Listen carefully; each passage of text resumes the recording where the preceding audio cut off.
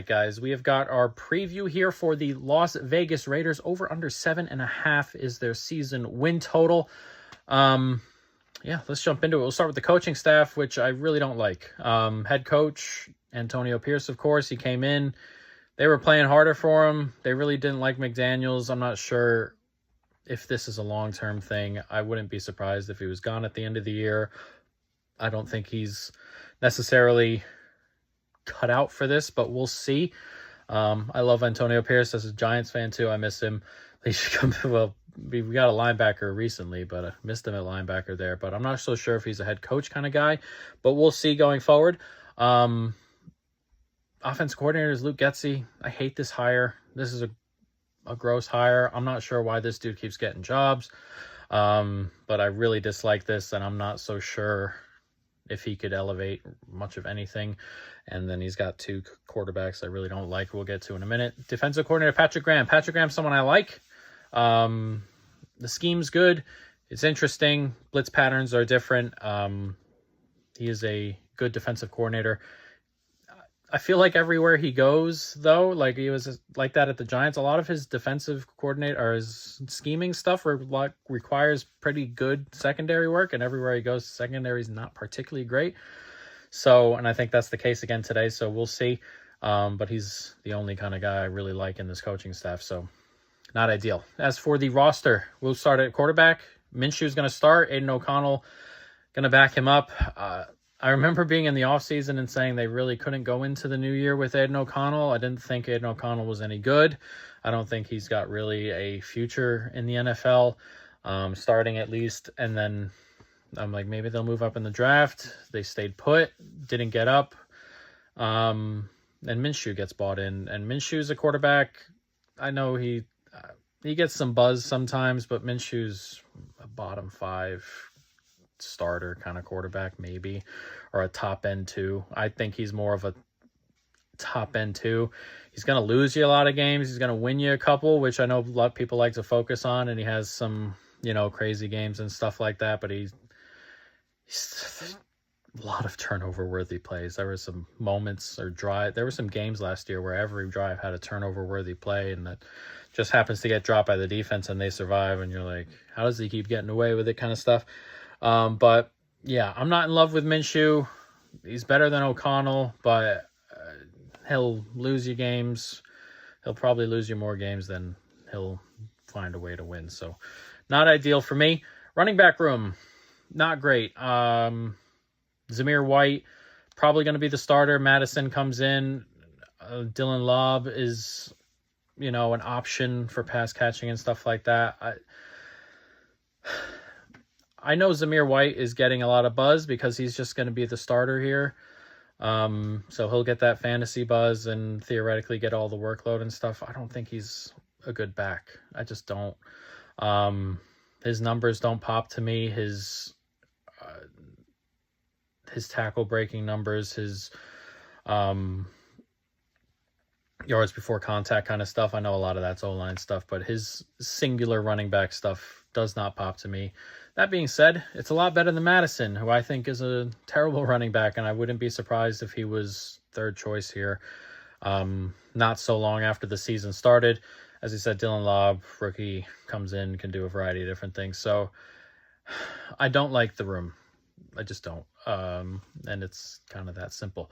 Wide receiver room, this is a room I like. Davante Adams is one of the best wide receivers in the NFL, top 10 for sure.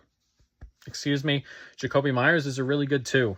He's different. He's got different skill sets as well to Davante Adams, so they kind of mesh really well. And Trey Tucker had a good year, and he's, where they would have been without him last year. He saved him a couple times. So we'll see. I really like the 1, 2, 3. After that, it gets kind of, not good. DJ Turner, Keaton, McAllister. These are guys you don't want taking tons of snaps. So as long as the 1, 2, 3 are healthy, I really like the room. After that, the depth, really not good. But as I said, this is a good group. Top heavy, but a good group. And then tight end, you got Michael Mayer, who they drafted early last year. Good tight end. And then they draft Brock Bowers, who we have him in the tight end area, but he's just going to be a pass catcher. So He'll be lining up in a variety of different places, I expect. Then you can add that to the quote-unquote wide receiver room, I suppose. But the pass catchers on this team are really good, and you theoretically have a lot of good talent. If Brock Bowers hits the ground running, there's a lot of pass catchers here that are talented. So it's a really good pass catching room. Don't like the running back room. Don't like the quarterback room. So it's interesting. Offensive line, good. It's a pretty good line and potential to move up. Colton Miller, when he's healthy and rolling, is really, really good. They bring in Jackson Powers Johnson to play left guard. That should fit seamlessly, theoretically. Andre James was really good last year. Mumford was pretty decent, above decent, really. Dylan Parham was decent. So this is a good line, and barring any injuries, potential to be really good. So really like the line. So it's a weird room, a weird offense, and that kind of is the theme throughout the team, really. As for the defensive line, really good. You got 2 stars on it. Christian Wilkins, of course. Max Crosby is great. Kuntz had a really good year last year. Kept Tyree Wilson off the field, who needs to take a step. He was bad for a while. Showed some signs toward the end of the year, but needs to take that step. And if he doesn't, he's going to be behind Kuntz the whole time, behind Crosby, behind Wilkins. He's not going to see the field very often. So they'll try and find ways to get him on the field, I assume. But at some stage, if he's not taking that step, then why would they continue to put him out there and take reps from guys, especially if you're kind of in that playoff race? So as I said, really like this D-line. And really like where it could potentially go. Linebacker room, pretty good. Robert Spillane was good last year. Top 15 kind of room. Top 15 kind of guy. Diablo's pretty good. Really good tackler. Run stopper kind of guy. He's not going to let anybody by him. I believe 6% missed tackle rate, which is one of the lowest in the league, which is really nice at linebacker. And when you have a really good linebacker next to you, if you can blitz, if you can get downhill, if you can stop the run, it's a good duo. So just above average, this duo for sure. And secondary's a weird group. Jack Jones was good last year, but is that him again? I mean, he's had some really bad years. Last year he had a pretty good year, 72-ish PFF grade, I think it was. And his numbers played out pretty well in that area too, but we'll see if he can do it again. Because as I said, it's been a strange career the last 3-4 years for him. So we'll see. But I'm not exactly sure that he's that good is the problem. Nate Hobbs is good in the slot. I like Nate Hobbs. To me, this is the best corner on the team.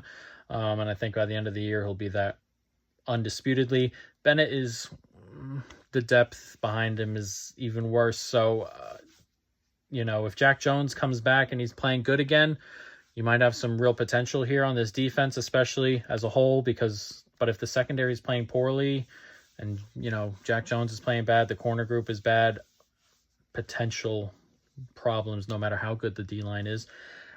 Safeties are pretty good. Epps is okay.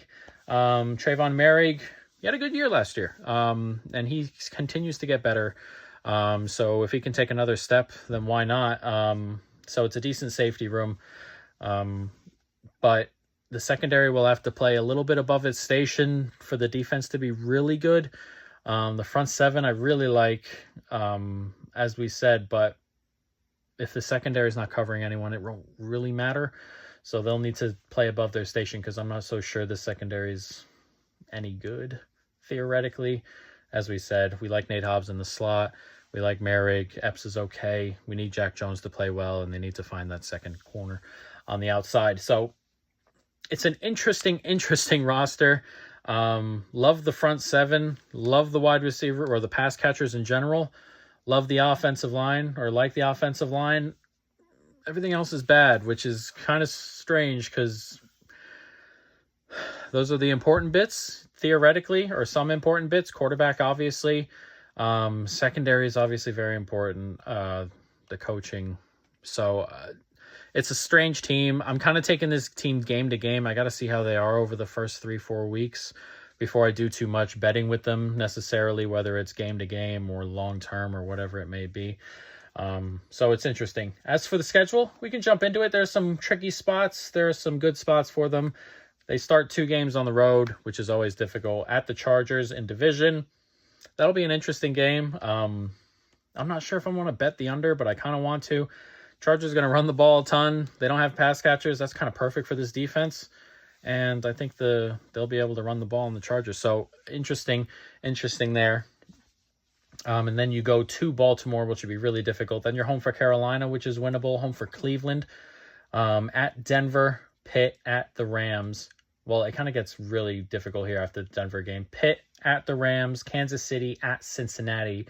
Then you have a bye for a bit, and then you come out and play Miami. So it's a really gross stretch there.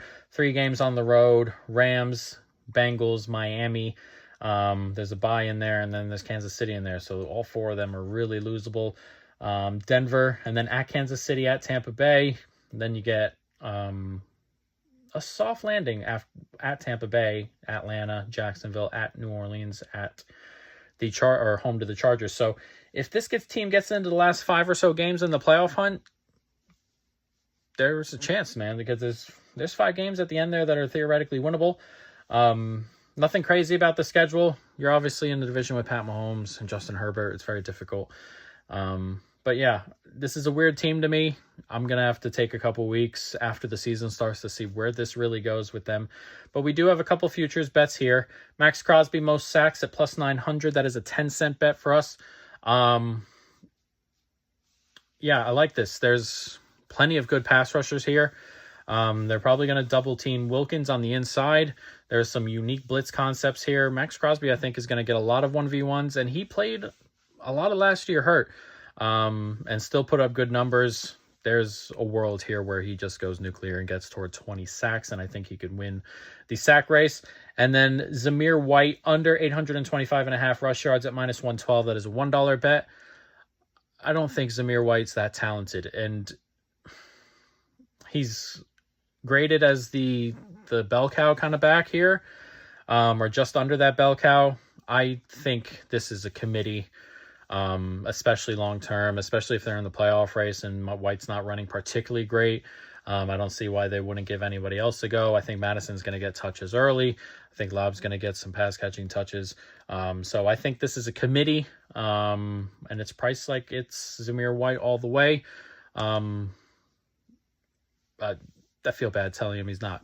Well, I'm not telling him, but I feel bad saying he's not as talented as some other running backs here. But when I bet unders on running backs, it's against talent, because that is the position that just gets moved around too easily. And when your guy's not quote unquote talented, they end up in weird places. You may see that with Kyron Williams coming, because he was a deep pick who just happened to hit and play well. I'm firm believer that becomes more of a committee, and I think this is a committee type of room. So Zamir White, under 825.5 rush yards, guys, and that is our 2024 NFL preview for the Las Vegas Raiders.